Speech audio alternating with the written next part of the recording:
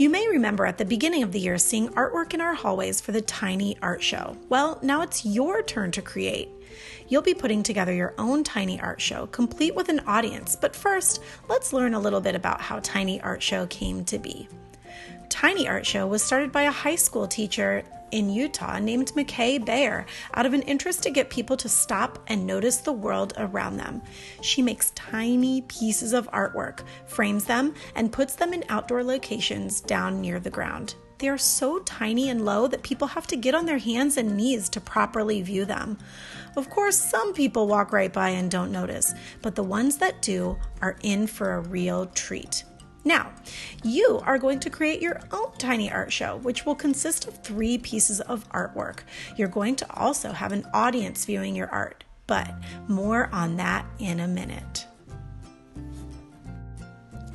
First, let's talk about the style of art you are going to make. Your style for this project is abstract art.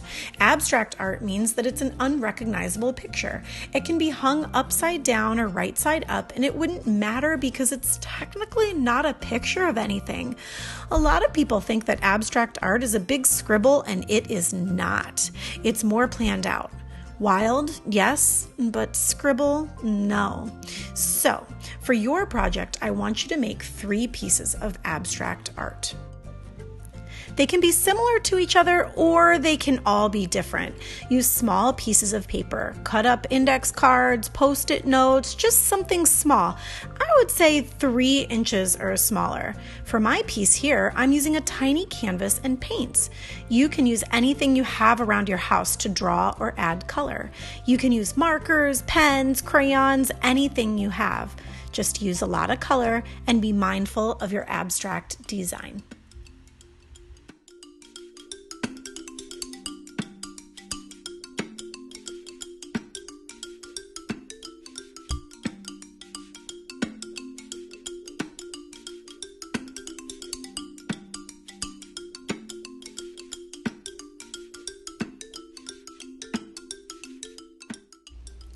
When you're finished, I want you to hang your Tiny Art Show up, but low and near the ground, like the original Tiny Art Show. I used some rolled tape to hang my pieces up. I'm also using some framed tiny art I made for the Quarantini Art Show on Instagram, and I'm hanging it inside an art kit, so that's why mine looks a little bit different. I also want you to give your art show some viewers. Find something small at your house, like Lego figurines or Barbies, even plastic animals would work well. If you don't have any of those things, then I want your human viewers to get on the ground to view your work. As always, I'd love to see your Tiny Art Show. Take a picture of your art and viewers and send it to Mrs. Davis at the email address on the PowerPoint slide. I can't wait to see what you come up with. Happy creating!